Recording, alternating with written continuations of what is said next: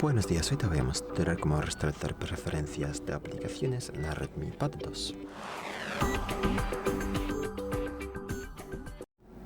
Para eso abrimos la aplicación Ajustes y luego en Ajustes aquí a la izquierda abrimos la pestaña Aplicaciones.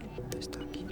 Luego aquí a la derecha pulsamos los tres puntos aquí y pulsamos otros ajustes. Y aquí pulsamos luego restablecer preferencias de aplicación. Leemos este aviso, vamos a restablecer todas estas preferencias. En este caso no perdemos ningún dato, ningún contenido de las aplicaciones. Entonces en este caso todas las fotos y los contactos se mantienen en nuestro Redmi, no te preocupes. Pulsamos a restablecer aplicaciones y ya están, las preferencias ya se han restablecido.